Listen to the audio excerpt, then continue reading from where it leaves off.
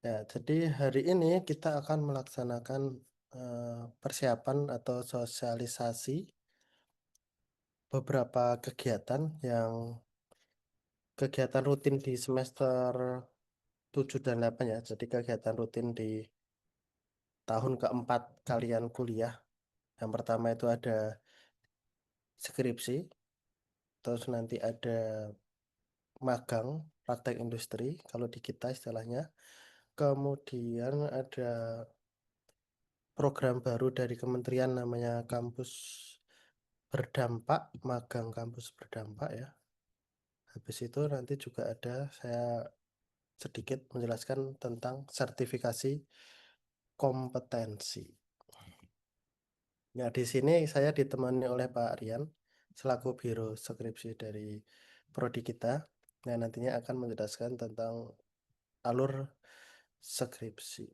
Pak Rian siap ya Pak? Urutan pertama ya Pak, skripsi ya. Oke, siap. Ya. Baik teman-teman, untuk mempersingkat acara, mari kita mulai dengan membaca Bismillah bersama-sama. Bismillahirrahmanirrahim. Nah, urutan pertama, Pak Rian akan menjelaskan tentang alur skripsi, terutama bagi teman-teman yang nanti di semester 7 itu sudah memiliki niat ya, atau memiliki target untuk memulai skripsi. Silakan Pak Rian. Oke, makasih Pak Arif. Assalamualaikum warahmatullahi wabarakatuh. Ini teman-teman ini AFK semua apa enggak ini? Bisa dengar saya ya? Bisa, Pak. Ya, Oke. Pak. Nah, jadi di sini Prodi memfasilitasi teman-teman untuk mulai ngambil skripsi ya, di mana teman-teman ini kan sudah mau semester 7 dan itu sudah boleh mengambil skripsi. Sebentar izinkan saya share screen ya. Pak Arif di admit share screen saya ya. Lanjut Pak. Oke. Oke, siap. Baik, baik, baik. Nah, mengenai alur skripsi, teman-teman itu sebenarnya bisa mengakses di halaman website PTI UMS ya. Ada di bagian akademik, kemudian skripsi dan wisuda, dan tab alur umum skripsi ya. Nah, di sini ada beberapa tab utama ya, dimulai dari buku panduan, alur pendaftaran skripsi, alur skripsi berbasis luaran, dan alur pendadaran. Nah, mungkin kalau teman-teman di awal ini, mungkin yang perlu diketahui di awal adalah mengenai timelinenya ya nanti dan juga alur pendaftaran. Nah, di sini sebenarnya teman-teman bisa melihat sudah ada semua mengenai alur dan timeline ya sekaligus flowchartnya dan persyaratan juga ada dan sebenarnya semua yang ditampilkan di sini itu sudah dicantumkan dalam SOP ya SOP skripsi atau prosedur skripsi. Nah, di bagian bawah teman-teman itu bisa mengunduh. Kalau ini di-download, nah nanti akan diarahkan ke dokumennya ya. Nah, di sini isinya itu sama kayak yang di websitenya tadi ya. Intinya kalau teman-teman mau ngambil skripsi itu ada beberapa syarat ya di awal, terutama mengenai jumlah SKS, di mana teman-teman ini dipastikan SKS-nya itu minimal adalah 120 SKS. Kalau teman-teman selama perkuliahan sampai semester 7 kemarin ini ya, sampai ke semester 7 besok ini sudah ngambil lebih dari 20 SKS terus ya, itu harusnya sudah melebihi 120 SKS ini. Nah, sementara ada persyaratan IPK sementara ya IPS ya itu adalah 2,5 dan maksimal nilai D adalah 10 SKS dan ada juga syarat MK wajib lulus yang nilai minimal C-nya itu ada beberapa ya Kemuhamadiyahan, Metopen, Filsafat, Alpro, PLP 1, PLP 2 dan TOEP. Nah, ini kenapa kok kita pastikan di awal ya karena teman-teman nanti saat mau lulus itu syarat kelulusan itu ya yang dicantumkan di sini. Kalau nanti teman-teman ada nilai D itu lebih dari 10 SKS, itu nanti nggak bisa lulus ya. Jadi harus memperbaiki nilai dulu. Kemudian ada yang kemarin ada yang tanya ke saya, Pak, ini saya kalau mau pembimbingnya itu Pak siapa misalkan gitu ya, boleh atau enggak. Nah, itu sebenarnya ada dua cara ya teman-teman kalau di awal skripsi ini ya. Cara yang pertama adalah teman-teman itu bisa nanti menawarkan judul ya. Jadi kalau nanti sudah mendapatkan akun My Skripsi ini ya, kalau sudah ngambil skripsi itu nanti teman-teman itu bisa menuliskan judul. Nah, seperti yang saya tampilkan di sini ya. Nanti teman-teman bisa mengusulkan judul, ada deskripsinya ini jangan diisi ABCD kayak di sini ya. Ini kebetulan pengusulnya kelihatan nih. Nah, nanti di sini bisa teman-teman memilih dosen ya. Jadi misalkan langsung diinputkan, saya pengen dosennya si Pak siapa misalkan itu atau Bu siapa gitu. Nah, di tampilan dosen, ini contohnya adalah mahasiswa ini milih saya ya. Nah, saya bisa terima atau tolak. Ini adalah cara pertama. Nah, cara pertama ini lebih baik teman-teman kalau misalkan pengen direct seperti ini, pengen langsung itu sudah berkontak dengan dosen yang diinginkan ya. Nah, itu adalah cara pertama. Kalau misalkan sama-sama setuju, nanti teman-teman bisa input sendiri, kemudian menerima dosennya akan klik terima ini dan itu akan jadi bimbingannya ya. Nah, tapi saya ingatkan lagi, kalau misalkan semuanya milih dosen A misalkan ya, itu nanti kan pembagian eh, mahasiswa bimbingannya tidak merata. Nah, itu nanti tetap akan kita analisis lagi ya. Misalkan pembagiannya tidak merata, bebannya terlalu berat di beberapa dosen saja, dari prodi nanti tetap akan kita distribusi ulang. Nah, hal ini karena apa? Nah, karena ini sebenarnya biar teman-teman itu lulus lebih cepat ya. Kalau misalkan suatu dosen itu bimbingannya terlalu banyak, nanti membimbing mahasiswa yang terlalu banyak itu juga akan kesusahan sehingga teman-teman juga kedodoran sendiri. Nah, jadi harap dimaklumi ya, walaupun teman-teman nanti sudah janjian sama dosen, tidak 100% benar-benar akan eh, bimbingan dengan dosen tersebut ya. Kecuali kalau tadi masih di bawah eh, jumlah pembimbingan yang wajar itu ya. Kemudian ada cara dua. Nah, cara dua ini adalah gimana kalau teman-teman ini tidak punya judul misalkan ya. Tapi pengen mendapatkan judul atau pengen menjadi mahasiswa bimbingan suatu dosen tertentu misalkan. Nah, itu bisa mengambil judul yang diusulkan dosen. Nah, kalau tadi teman-teman mengusulkan, kalau ini dosen punya judul ya di skripsi itu, seperti ini contohnya ya. Ini sekedar contoh saja. Ini saya yang mengusulkan judul ini, ada deskripsinya. Nah, nanti kalau teman-teman pengen mengambil judul yang saya usulkan ini, di My Skripsi nanti teman-teman bisa klik ambil judul ya, terima atau ambil judul kalau nggak salah. Nah, kalau seperti itu juga bisa. Jadi ada dua cara ya di awal tadi ya. Pertama teman-teman punya usul, tapi saran saya tetap harus berkontak dulu dengan dosen. Dan juga yang kedua adalah mengambil judul dari dosen. Nah, terserah nanti teman-teman ngambil yang mana. Kalau kebanyakan sih cara yang pertama tadi ya. Nah, terus apalagi yang perlu diketahui? Nah, di website PT UMS Skripsi ini sudah ada ya, form pendaftaran judul skripsi juga sudah ada. Nanti silakan dibuka. Nah, di sini intinya agar itu tadi ya, kita bisa memetakan eh, kira-kira sudah merata atau enggak sebaran mahasiswa bimbingan, kemudian topik-topiknya apa saja seperti itu. Jadi silakan nanti mengisi ini ya. Dan juga ada beberapa persyaratan, misalkan skor TOEP, unggah sertifikat TOEP ya. Silakan dilengkapi aja. Nah, ini juga sudah ada pertanyaan. Sudah mengisi judul melalui skripsi dan memiliki dosen. Nah, kalau belum memiliki judul sama sekali itu juga nggak masalah ya. Tapi kita sarankan teman-teman paling nggak punya gambaran ya. Nanti mau topiknya apa gitu. Kemudian eh, selain itu nanti berkaitan dengan eh, jenis atau luaran skripsi ya. Jadi teman-teman sesuai SK Rektor ya yang bisa dilihat di halaman awal My Skripsi ini ya. Coba saya lakukan dulu ya. Nah, di sini nanti akan ada SK Rektor tentang konversi nilai UBS skripsi. Nah, ini agak lama ini, ada sedikit perbedaan sih. Tapi rata-rata itu mirip ya. Nanti saya jelaskan aja bahwa teman-teman untuk lulus dari PTI UMS ini ya tidak melulu harus sidang ya. Jadi ada banyak jalur. eh, Contohnya adalah misalkan teman-teman bisa lulus tanpa sidang itu dengan mengikuti seminar misalkan atau misalkan menulis jurnal.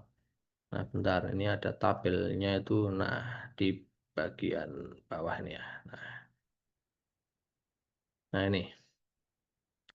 Nah, ini ada sedikit perubahan nanti saya sampaikan ya. Jadi teman-teman itu kalau misalkan pengen tanpa sidang itu ada beberapa jalur ya. Yang paling umum yang di PTI yang biasanya dipakai teman-teman kakak tingkat itu ya ada 3. Yang pertama itu adalah jurnal ya, menulis jurnal.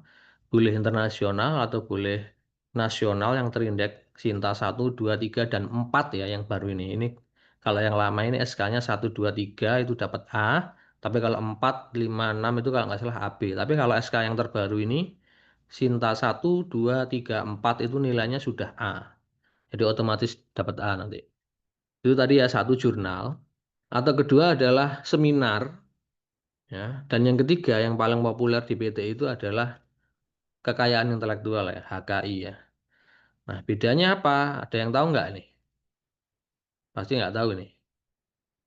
Saya jelaskan secara singkat ya. Jadi kalau teman-teman nanti milih lulusnya itu pengen sidang itu dibolehkan ya. Nanti ya alurnya sama. Kita harus sempro dulu, kemudian nanti mengerjakan skripsi. Nah, baru setelah itu nanti teman-teman bisa sidang. Nah, tapi kalau pengen luaran yang aneh-aneh nih ya, jurnal, seminar, kemudian HKI itu bab 1, 2, 3-nya itu sama ya, karena teman-teman harus lulus seminar proposal dulu. Setelah itu, kalau misalkan jurnal, teman-teman nanti tinggal mengerjakan skripsinya dan menulis hasil penelitiannya dalam format jurnal ya. Format jurnal itu seperti apa ya? Seperti artikel biasa ya, artikel publikasi di mana ada bab 1, 2, 3 sampai kesimpulan ya. Tapi kalau jurnal itu teman-teman biasanya ada syarat minimal halamannya. Biasanya itu 15 halaman minimal ya. Nah, setelah nanti teman-teman submit jurnal itu ya, ini saya stop share wae, ketok raiku wae. Nggak jelas nih. Nah, jadi teman-teman nanti akan melalui proses review dari publisher jurnalnya. Nah, kalau misalkan jurnalnya itu nanti ada perbaikan atau perlu perbaikan ya, nanti harus direvisi. Setelah itu nanti akan teman-teman dapat LOA ya, Letter of Acceptance. Itu bisa digunakan untuk mengurus nilai skripsi sesuai kategori jurnal tadi ya. Kalau Sinta 1, 2, 3, 4 itu dapat A, 5, 6 itu dapat AB. Itu kalau jurnal. Jadi tidak perlu menulis naskah skripsi yang tebel-tebel itu. Kemudian yang kedua adalah seminar. Nah, bedanya apa sama jurnalnya? Kalau conference atau seminar itu yang diakui untuk nilai A itu adalah seminar internasional ya. Kalau di UMS itu ada E-Colai yang biasanya di akhir tahun itu ya termasuk internasional itu sehingga bisa diakui untuk nilai A. Nah, kalau seminar bedanya apa sama jurnal? Nanti teman-teman itu sama setelah sempro meneliti ya, membuat produknya, kemudian diuji, tapi nanti hasil akhirnya ditulis dalam format artikel conference ya, artikel seminar ya, proceeding. Di mana nanti ada jumlah maksimal halamannya. Kalau tadi jurnal ada jumlah minimal halamannya biasanya 15-an, kalau seminar itu malah ada maksimal halamannya, biasanya maksimal 7 sampai 10. Nah, biasanya. Nah, lebih pendek memang iya, tapi seminar itu nanti teman-teman harus datang pada acara konferensinya ya. Jadi nanti dijadwalkan setelah diterima artikelnya, nanti akan dijadwalkan tanggal sekian, nanti teman-teman harus presentasi seminar yang ditulis tadi ya, artikel seminar yang ditulis. Mempresentasikan secara langsung biasanya. Nah, kalau seminar internasional defaultnya ya pakai bahasa Inggris ya. Tapi kalau Ikolai biasanya saya nggak tahu. Kadang ada yang boleh pakai bahasa Indonesia, kadang malah ada yang beberapa seri kemarin cuma rekaman aja ya, walaupun pakai bahasa Inggris. Itu kalau seminar seperti itu, nulisnya lebih pendek daripada jurnal, tapi nanti harus presentasi. Nah, yang terakhir yang paling populer adalah HKI ya, hak cipta. Jadi teman-teman kalau pengen lulus tanpa sidang itu bisa HKI. Tapi nanti modelnya itu ya setelah sempro, produknya itu jadi ya, dibikin. Setelah itu diujikan, ke uji media paling tidak ya, untuk menguji kelayakan media. Setelah itu nanti bisa mendaftarkan produknya untuk dibikinkan HKI, sertifikat HKI. Nah, tapi kalau HKI ini hanya pengganti sidang, bukan pengganti skripsi. Nah, kalau teman-teman HKI tetap harus menulis naskah skripsi yang tebel itu ya, paling enggak ya 90-100 halaman itu. Tapi nanti enggak sidang. Nah, itu nanti kalau HKI nilainya diakui otomatis A ya, jika sertifikatnya terbit. Nah, untuk persyaratan lainnya teman-teman bisa lihat lagi ya di websitenya UMS ya. Ada banyak sekali. Intinya di awal mungkin teman-teman perlu tahu itu tadi aja ya, mengenai judul, syarat pengambilan skripsi, kemudian dipastikan lagi ya tadi ya, jumlah SKS, kemudian nilai-nilainya ya, yang minimal D itu berapa tadi 10% dan lain-lainnya.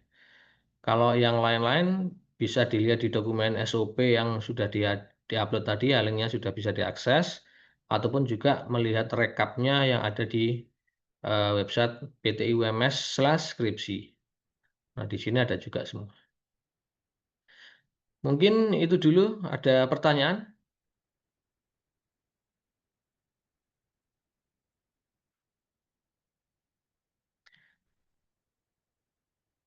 Sama satu lagi mungkin. Nah, ini ada yang terlewat tadi. Jadi, kalau kita menulis skripsi, teman-teman itu bisa melihat buku pembudayaan penulisan karya ilmiah keluarannya FKIP nih ya. Jadi format penulisan skripsi itu semua dijelaskan di dalam buku ini ya. Bisa di-download atau bisa di-download di websitenya FKIP UMS/repository kalau nggak salah. Nah itu nanti ada bab-bab yang harus dikerjakan apa aja, kemudian deskripsinya dan juga struktur dari naskah seminar proposal ya. Jadi modelnya gitu. Nah, terkait seminar proposal nanti kalau teman-teman sudah ngambil judul, sudah bimbingan minimal 3 kali, ya itu bisa nanti mendaftar sempro yang akan dijadwalkan paling awal itu biasanya UTS ya Pak Arif ya. Ada 2 atau 3 periode biasanya. Pertama pas revisi skripsi, revisi KRS, Pak. Oke, nah malah ada yang pas revisi KRS ya, karena untuk mengakomodir teman-teman yang larinya cepat itu ya. Dan kita harapkan juga teman-teman semua larinya cepat ya, biar cepat lulus. Gitu dari saya, ada pertanyaan? Pak izin bertanya, kan itu kan syarat apa wajib lulus kan ada TOEP wajib lulus sebelum sidang. Nah, kalau semisal ngambil sidang dulu gitu mata kuliah skripsi gitu boleh nggak Pak walaupun TOEP-nya belum lulus? Biasanya TOEP itu ya kalau kita sudah 3 kali nggak lulus itu nanti bisa meminta surat ya, surat keterangan gitu loh, bahwa saudara X itu sudah mengikuti TOEP 3 kali nilainya sekian sekian sekian gitu. Nah itu bisa untuk ngurus SKL nanti, itu bisa. Jadi tetap harus diusahakan paling nggak sudah 3 kali nyoba tadi ya. Kalau 3 kali benar-benar sudah judek nanti bisa minta surat keterangan tadi ke LBIPU ya. Iya, Pak. Itu. Kenapa kamu? TOEFnya belum lulus ya? Belum. Ya belajar Kalau dulu. ngambilnya boleh kan Pak ngambil skripsi dulu? Boleh. Kalau ngambil boleh. Nanti kalau waktu mau sidang atau mau ngurus kelulusan, kalau jalur yang aneh-aneh tadi ya, jurnal, seminar, atau HKI itu tetap harus TOEFnya diurus dulu. Baik, Pak. Makasih, Pak. Oke. Yang lain silakan.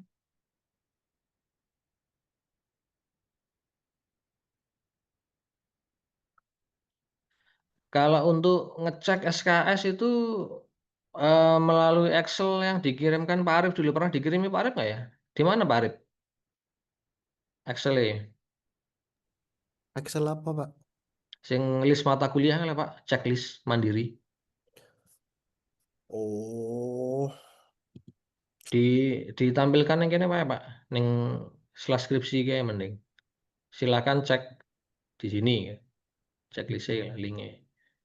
Nah, orang ngono kok kayak main mana kebobolan 2 SKS sama mahasiswa. oh ya ya ya. Hilang ya, Pak. Menu downloadnya hilang. Iya dah, Wih, klik aja menu repository wih, isinya hilang. iya dah.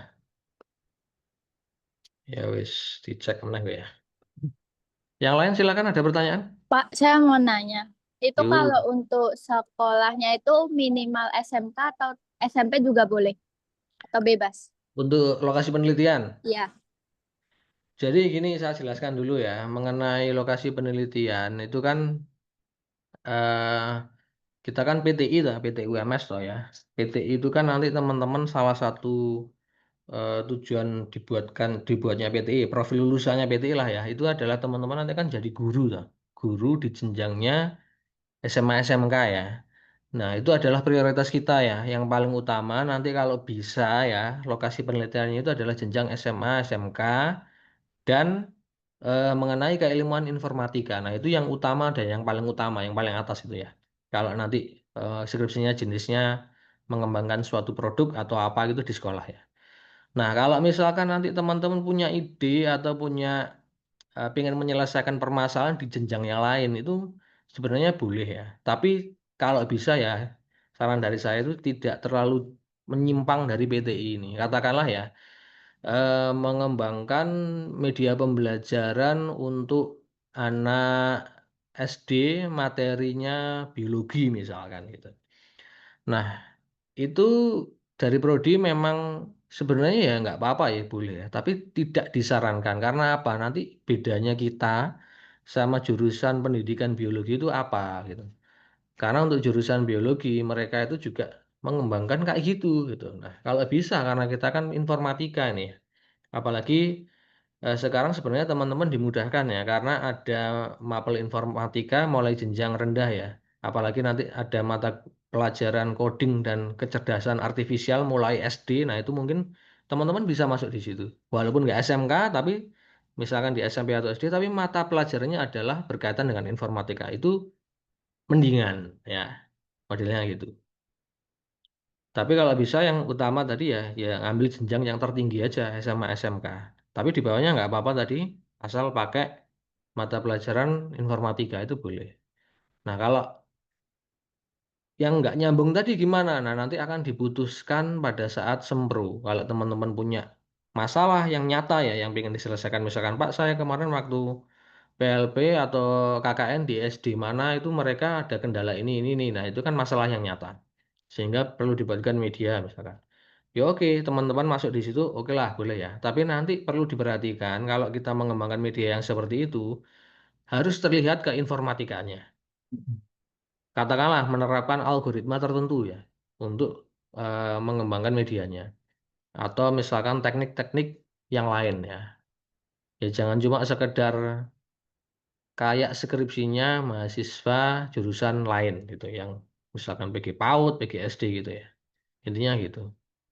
Nah, itu yang nanti yang menentukan adalah pada saat sempro ya. Dan nanti bisa diskusi dengan dosen pembimbing sendiri-sendiri waktu sudah dapat dosen pembimbing nanti. Itu ya. Ada yang lain?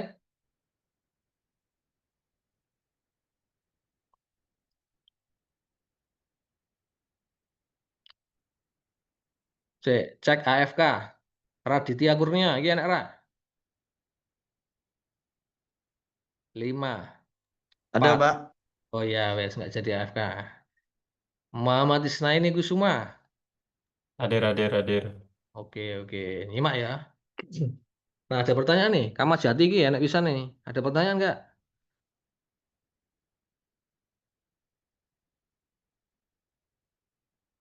Cukup ra? Isna ini kamu sekarang semester berapa? Semester 6, Pak. 6 ya, mau 7 ya. SKS-mu aman? Aman. Oke, nilai-nilai tadi nggak ada yang masalah ya? Tidak ada, Pak. TOEIC udah lulus? Sudah. Ya wes, aman berarti.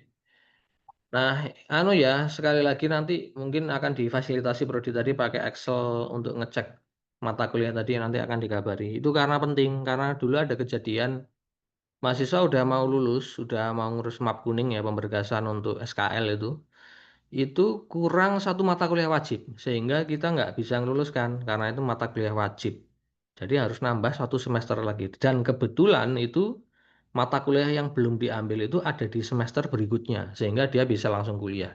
Nah bayangkan kalau itu ada di mata kuliah yang semesternya bukan semester berikutnya, katakanlah genap atau ganjil gitu, sehingga harus nunggu 1 tahun. Jadi jangan sampai kejadian seperti itu, nanti dicek lagi ya. Di website PTI/kurikulum kalau nggak salah ada itu. Daftar mata kuliah. Nah itu paling nggak juga bisa jadi acuan teman-teman untuk ngecek mata kuliah apa yang sudah diambil, mana yang belum. Itu ya. Sekali lagi saya tanya, ada pertanyaan?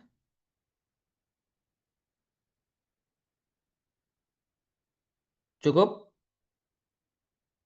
Sementara cukup ya. Kalau gitu saya kembalikan ke Pak Arief. Terima kasih. Oke, Pak Rian. Baik, teman-teman, kita akan lanjut ke topik berikutnya. Pak Rian, kalau ada urusan lain yang bisa mau diselesaikan, monggo, Pak.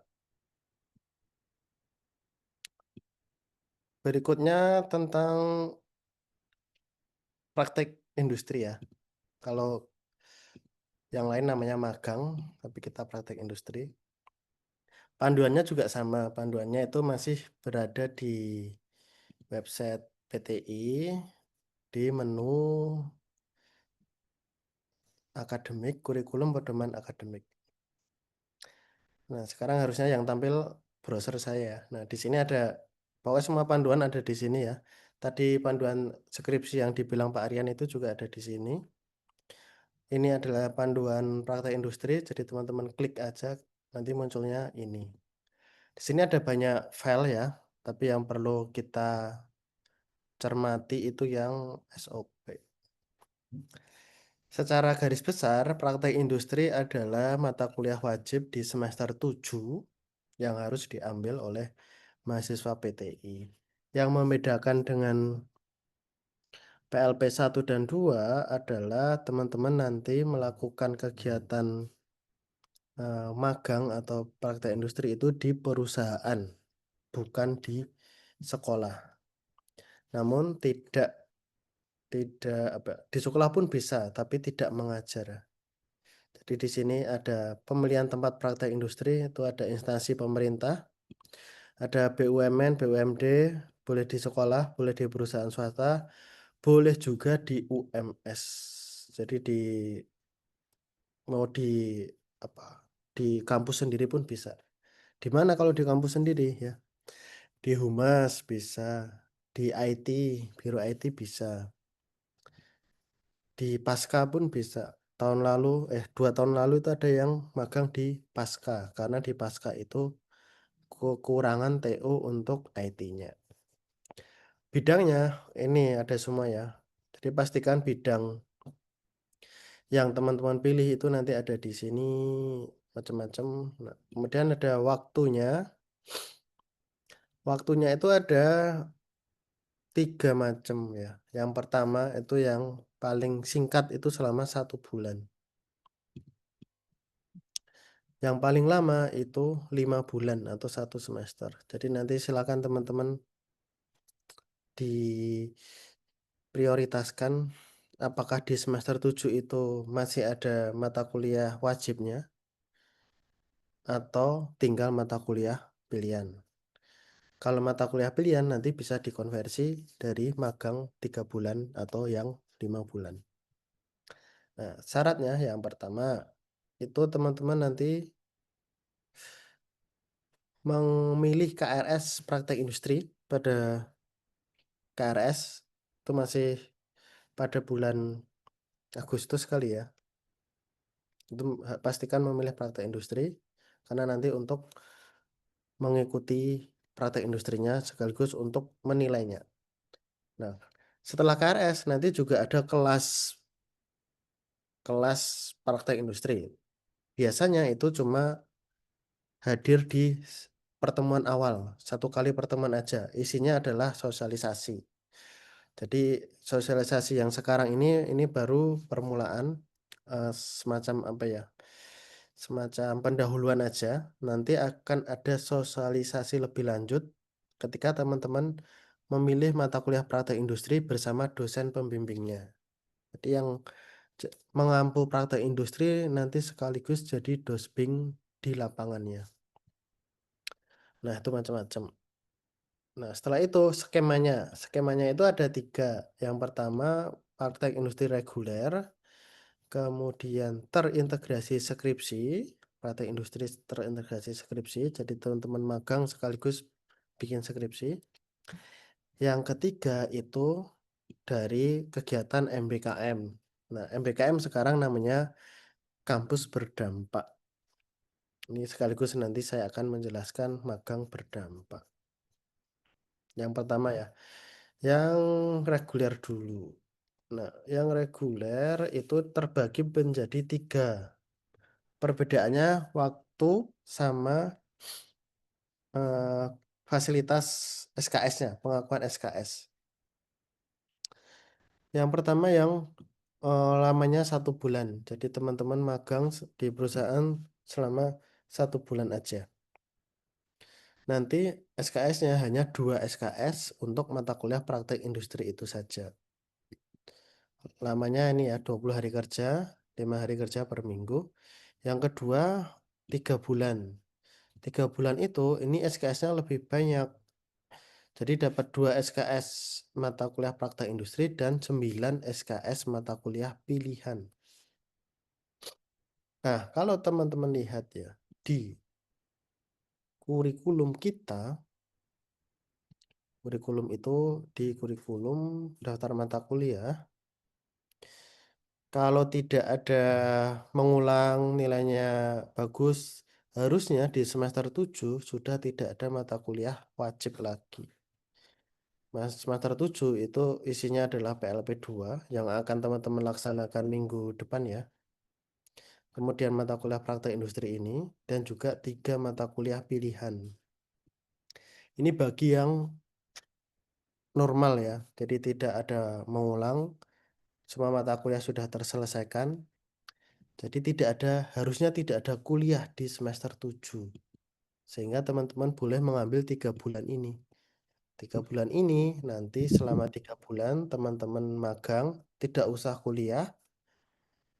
Yang 3 mata kuliah pilihan ini, jadi di sini ada MK pilihan 3, MK pilihan 4, dan MK pilihan 5 itu silakan dikonversi dari kegiatan praktik industri ini. Selama 3 bulan tidak usah kuliah, nanti nilainya diambil dari hasil praktek industrinya. Tapi ada syaratnya. Syaratnya adalah teman-teman tidak boleh mengambil MK reguler. MK reguler itu apa? Ya, MK semester 1 sampai 6 yang masih belum selesai atau mungkin belum diambil, itu tidak boleh diambil di semester 7. Karena nanti teman-teman akan magang. Masa magang mau izin kuliah kan aneh ya. Tidak boleh. Begitu juga yang 5 bulan. Yang 5 bulan nanti 17 SKS dengan 15 SKS MK pilihan. Ini bagi yang mungkin saja di semester 5 atau semester 6 itu belum ambil MK pilihan, nanti bisa ambil MK pilihannya semuanya di semester 7. Oh, nggih. Monggo Pak, dipendet sendiri mohon Pak.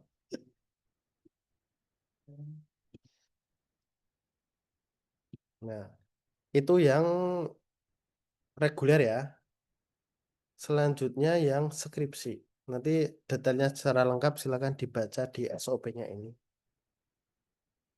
Nah, yang skripsi ini adalah kalau secara beban itu bisa dikatakan lebih mudah karena teman-teman tidak harus ke perusahaan selama setiap harinya. Jadi di sini adalah mana ya? Hmm,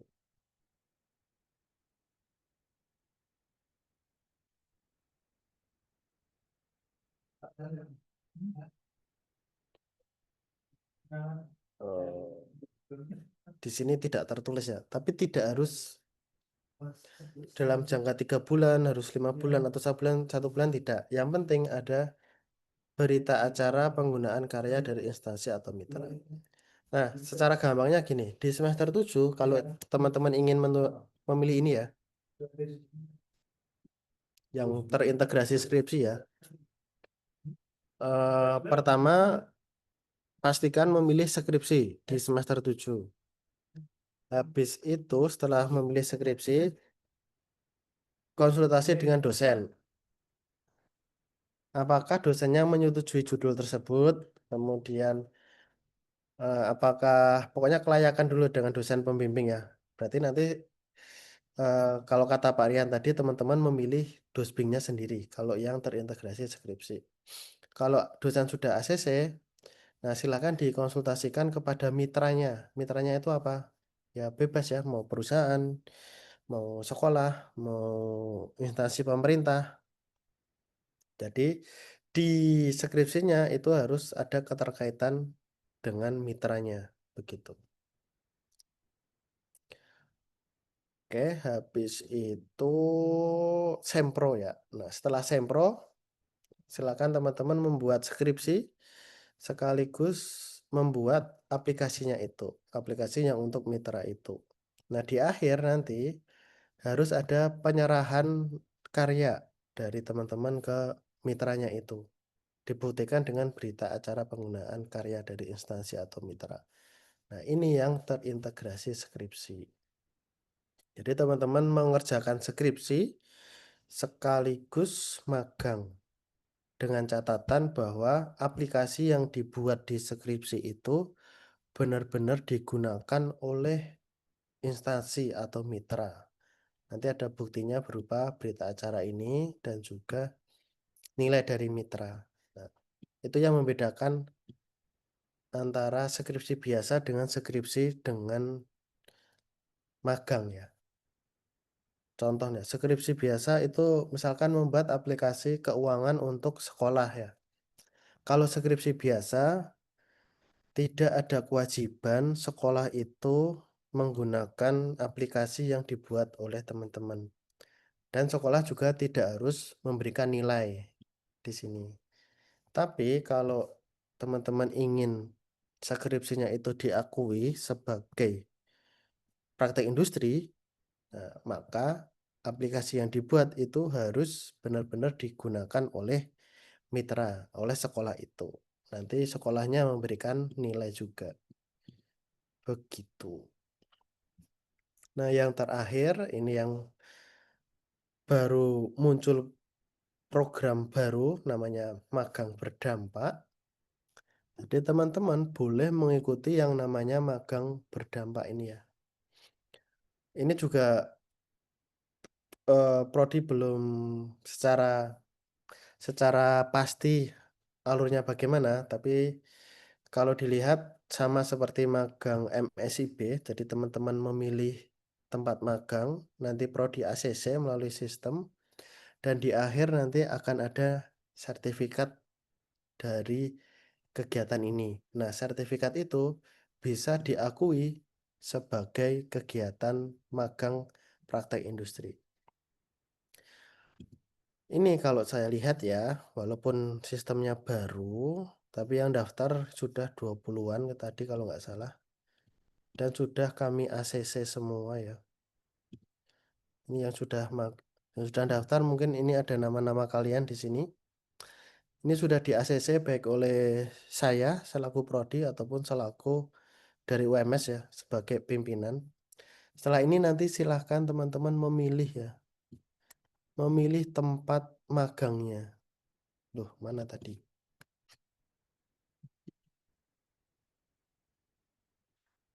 Nah, pastikan ya tempat magangnya atau lowongannya itu sesuai dengan keilmuan kita. Contoh di sini ada graphic designer, ini masih masuk ya. Tapi dokumentasi dan arsip, nah ini nggak masuk.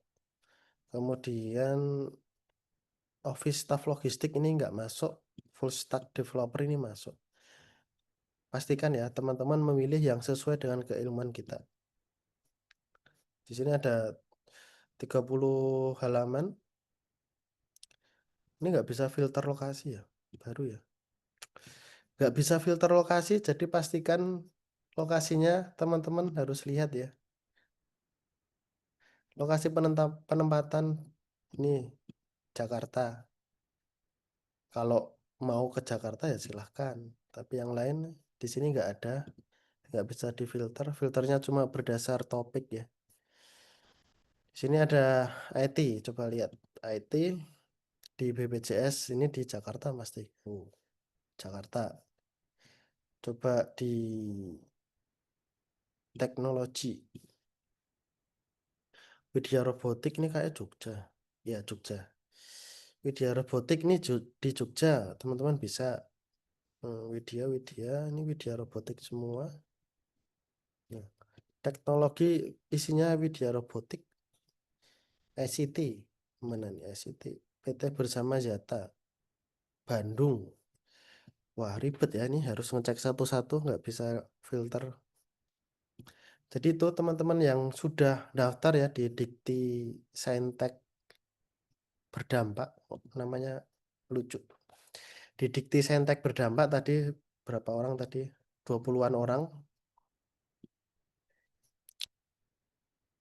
Oh, nggak ada angkanya, nggak tahu juga. 10 berarti 15-an ya. 15-an. Sudah ada 15-an dari angkatan kalian yang daftar program ini. Silakan pastikan kok alur sih. Program lowongannya, lowongan yang diajukan itu sesuai dengan pertama sesuai dengan keilmuan prodi, yang kedua lokasinya ya. Karena ini nggak bisa filter berdasar lokasi, pastikan lokasinya sesuai. Jadi nanti teman-teman tidak kesulitan antara di kampus ya di Solo dengan lokasi kegiatannya. Apakah ada yang online? Nah, ini nggak tahu. Karena pas MSIB itu ada yang online juga. Ini apakah online nggak tahu ya. Di sini juga tidak ada keterangannya. Ya maklum ya website baru. Begitu untuk yang konversi dengan MBKM. Nah di SOP nanti juga sudah ada alurnya macam-macam. Jadi secara secara apa ya teknisnya itu nanti teman-teman akan dibimbing oleh dosen mata kuliah praktek industri yang nanti akan diplot di semester 7. Kegiatan ini adalah pendahuluan aja semacam apa ya pengumuman aja karena nanti kan teman-teman akan sibuk di PLP 2 sehingga takutnya kami setelah PLP 2 ngeblank gitu. Jadi minimal di awal ini sudah tahu bahwa besok di semester 7 itu teman-teman sudah boleh skripsi ya pertama. Yang kedua ada kegiatan magang yang harus diikuti. Ini sifatnya wajib bagi mahasiswa PTI. Kemudian ya, lanjut. Ada lagi info namanya sertifikasi. Sertifikasi ini untuk apa? Sertifikasi ini untuk pengakuan bahwa teman-teman memiliki kemampuan di bidang tertentu. Nah, bidangnya apa? Di UMS itu ada 1, 2, 3, 4, 5, 7. Ada 7 pengakuan terhadap kemampuan teman-teman. Ada digital marketing ya ini ya. Pemberdayaan masyarakat nggak tahu. K3, programmer, akuntansi, kewirausahaan, dan SDM. Ini semua diakui oleh BNSP. BNSP Badan Nasional Sertifikasi Profesi. P-nya profesi. Nanti ada setelah ini tidak wajib ya. Ini hanya apa ya pilihan ya. Teman-teman boleh mengambil ini. Jadi nanti pada saat lulus itu mendapatkan ijazah plus sertifikasi nasional oleh BNSP.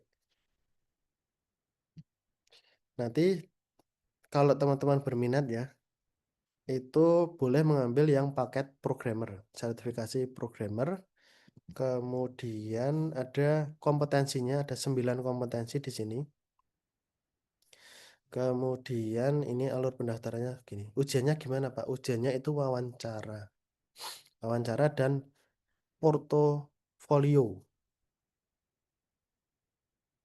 Nah ini tuh.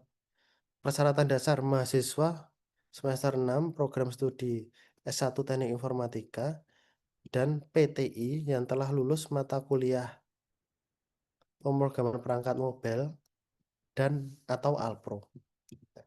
Jadi alurnya itu tidak tidak usah dibayangkan nanti harus praktek di depan pengujinya enggak ya. Itu jangan terlalu apa ya. Ini intinya gampang ya. Pokoknya gampang. Yang penting teman-teman punya portofolio atau punya tugas semasa kuliah yang sesuai dengan kompetensi ini. Contoh ya, pas Alpro. Alpro semester 1 ya, pasti udah nggak inget lagi. menggunakan spesifikasi program. Jadi ada nggak tugas Alpro yang dulu itu menentukan spesifikasi program atau menulis kode? Kan pasti ada ya di Alpro. Jadi teman-teman nanti pas wawancara, pas uji itu tinggal menunjukkan, oh dulu saya pernah menulis kode. Mengimplementasikan pemrograman terstruktur. Nah, cari di semester 2 ada nggak tugas membuat program? Ya pasti ada. Ini sudah ada. Tinggal ditunjukkan pada saat wawancara. Mengimplementasikan PBO. Nah, ini di semester 2 ya.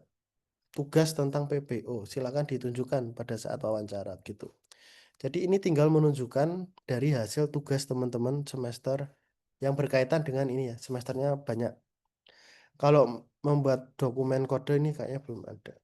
Nah, basis data ini kan di semester berapa? Semester 4 ya, basis data. Tinggal ditunjukkan ke asesornya melaksanakan asesmen ini dan nanti selesai. Semudah itu. Jadi tidak usah apa istilah anak sekarang overthinking ya. Tidak usah overthinking, wah nanti ujiannya gimana. Susah tidak. Nah, tidak ya, gampang ini. Terus nanti teman-teman akan mendapatkan sertifikasi BNSP Programmer. Jadi diakui kemampuan teman-teman untuk menjadi programmer. Nah, ini bagi yang misalkan setelah lulus nanti ingin mendaftar di software house, mau mendaftar di perusahaan. Nah, kalau mau jadi guru ya PPG saja begitu. Nah, itu teman-teman ya. Tiga kewajiban saya. Yang pertama tadi magang ya. Terus magang berdampak, kemudian sertifikasi profesi. Oke, setelah ini jika ada yang ingin ditanyakan, monggo. Saya stop dulu.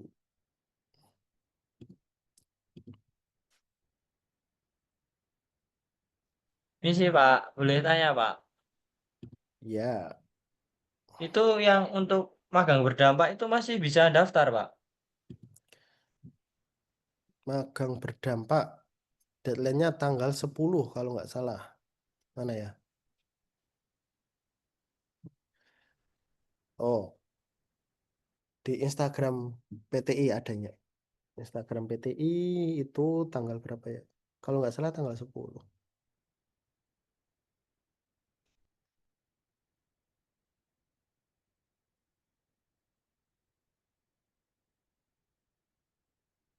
Oh, tanggal 11. Masih bisa daftar ya, magang berdampak sampai tanggal 11. Baik Pak, terima kasih. Oke. Oh ya, terus bagi yang nggak PLP ya, mungkin karena sudah konversi, karena kan nganggur ya. Di bulan Juli Agustus kan berarti tidak ada kegiatan. Nah, silakan magang aja di bulan itu ya. Jadi sebelum KRS pun bisa. Nanti silakan ke Prodi ketemu saya atau Mas Musab membuat surat pengantar magang. Jadi teman-teman pastikan sudah memiliki tujuannya. Nah, tujuannya kemana? Saya lupa ya. Di sini sudah ada ya. Jadi tadi ya pas klik akademik, kurikulum, pedoman akademik, kan pilih yang download SOP. Nanti akan muncul Google Drive. Nah, pilih yang PT Mitra Magang. Di sini isinya adalah mitra-mitra dari program studi kita yang tahun lalu atau mungkin pokoknya sudah pernah menjadi tempat magang oleh kakak tingkat kalian. Sehingga mereka minimal sudah familiar dengan mahasiswa PTI. Jadi macam-macam ya. Di sini ada dinas ya. Dinas Kominfo, ada perusahaan swasta, tuh di sini ada Game Lab, ada Andrena Komputer, ada Mediatama, Net, ada juga lembaga pendidikan. Di sini ada Yayasan Pendidikan Indonesia, Autobot, ada Temdor Academy, EduCourse, Kode Kido. Mau yang perusahaan IT, di sini ada Legend.net, ada Teknoreka, ada Live Media, ada Regar Sport nih, Wonogiri, ada macam-macam lah. Ini sebagai panduan atau kalau kalian ngeblank atau bingung ya, nah pilih aja dari sini, terus silahkan ke kantornya, apakah menerima magang di antara bulan Juli Agustus tidak gitu. Di lain ini apakah bisa? Bisa. Selama nanti pekerjaannya teman-teman di bidang IT. Jadi contoh ya, Regar Regar Sport ini kan bikin jersey, tapi di sana ada programmingnya, nanti ngurusin webnya kayak gitu. Tiga serangkai ini kan penerbitan buku, tapi di sana ada bagian IT-nya. Jadi teman-teman memilih tetap di bagian IT, apapun perusahaannya itu. Nah, kayak ini Lanut Adi Sumarmo, ini ada di tahun lalu ya. Ini kan di bandara ya, tapi di sana tetap di bagian IT.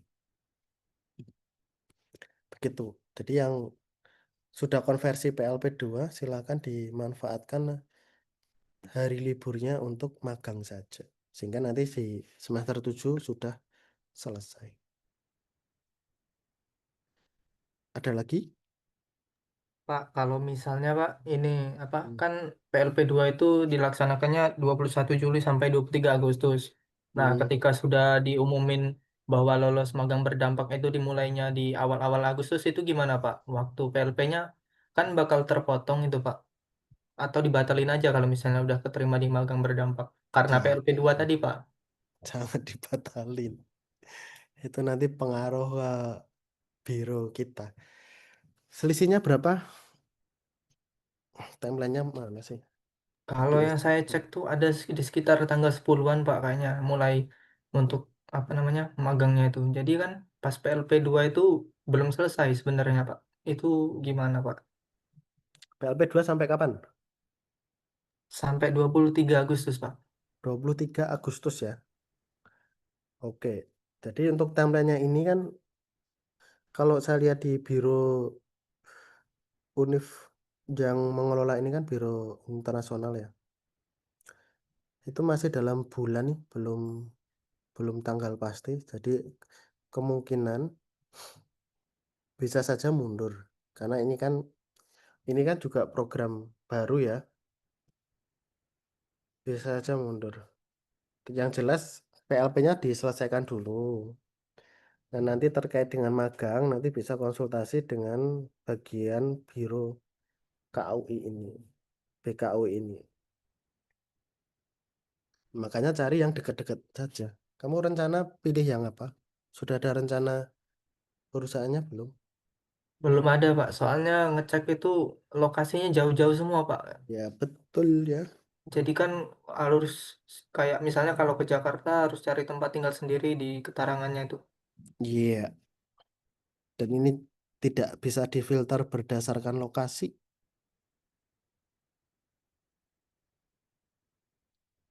Begitu. Nah, itu semisal kalau keterima Pak, terus kita itu masih bisa ngundurin diri gitu nggak Pak? Kalau benar-benar kejauhan. Ya jangan pilih yang jauh ya. Pertama dari sekarang ya, jangan pilih yang jauh ya. Kecuali ada pilihan online-nya kan nggak tahu ya.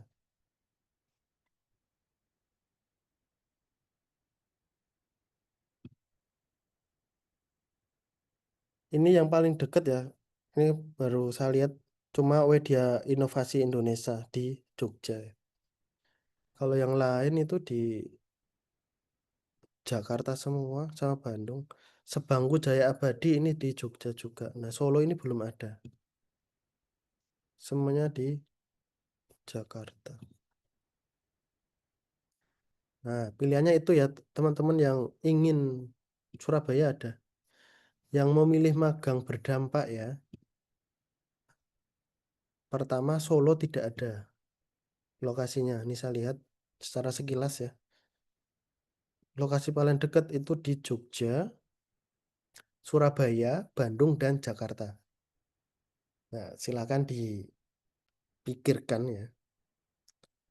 Apakah ingin jauh ya jauh aja sekalian, atau mau yang dekat di Sleman, Jogja. Tapi ya jangan mundur ya, jangan mundur. Itu sudah konsekuensi dari awal ya. Secara secara ini kan kalian sudah gede ya, pastikan sudah memperhitungkan. Nanti kalau saya pilih yang Jakarta, nanti gimana? Kalau saya pilih yang dekat, nanti gimana? Begitu.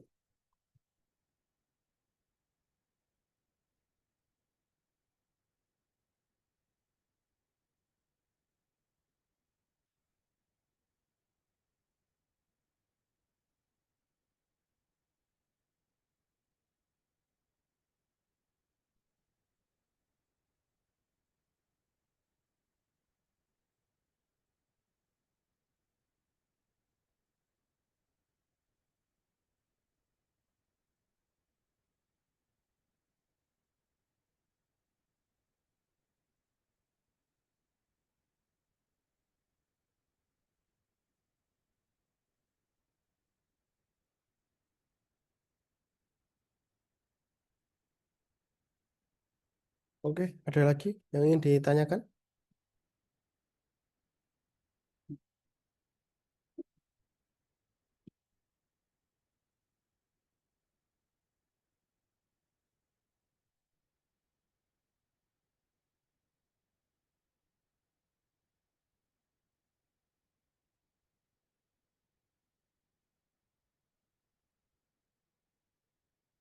Cukup ya? Nggak ada lagi? Jadi silakan dirancang ya timelinenya.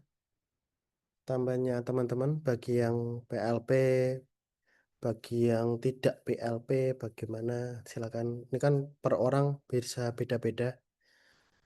Kemudian jika ingin ikut magang berdampak, juga dipikir lagi tentang lokasinya bagaimana.